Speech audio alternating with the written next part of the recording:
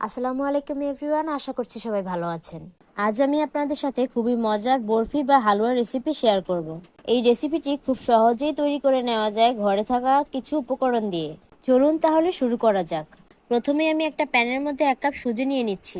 সুজিটাকে হালকা একটু ভেজে নিয়ে এর মধ্যে দিয়ে দিচ্ছি 1 চা চামচ রান্নার তেল। একটু মিশিয়ে নিয়ে এর মধ্যে আরও 1 চা চামচ তেল দিয়ে দিব। সুজিটা ভাজা ভাজা হয়ে গেলে এর মধ্যে দিয়ে দেব 1 কাপ চিনি। আমি একবারে চিনিটা দেইনি, একটু একটু করে দিয়ে দিচ্ছি। এর মধ্যে দিয়ে দিচ্ছি 2 টেবিল চামচ গুঁড়া দুধ। সবকিছু মিশিয়ে আর একটু সময় নিয়ে ভেজে নেব।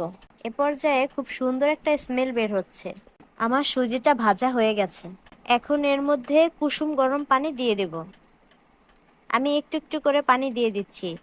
এখানে আমার প্রায় 1.5 কাপের মতো পানি লেগেছে। যেহেতু সুজিটাকে আমি একটু সময় নিয়ে ভেজে নিয়েছি, তাই এই পানিটুকুতেই সুজিটা বেশ ভালোভাবে সেদ্ধ হয়ে যাবে। সুজিটা সেদ্ধ হয়ে আসলে এর মধ্যে সবশেষে দিয়ে দিচ্ছি কেওড়া জল 1 চা চামচ। যেহেতু আমি ফ্লেভারের জন্য এর আগে কোনো কিছু ব্যবহার করিনি, তাই কেওড়া জলটা দিয়েছি। আপনারা এর পরিবর্তে এলাচের গুঁড়োও দিতে পারেন।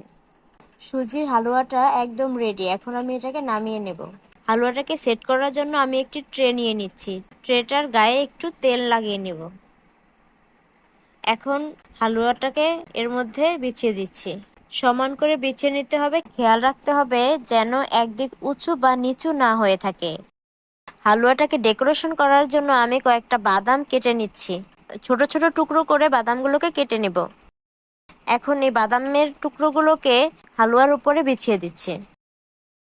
একটা চামচের সাহায্যে বাদামগুলোকে এর মধ্যে প্রেস করে দিচ্ছি। সবশেষে একটি ছুরির সাহায্যে বরফির শেপ দিয়ে কেটে নিচ্ছি। এই তো তৈরি হয়ে গেল সুজির বরফি।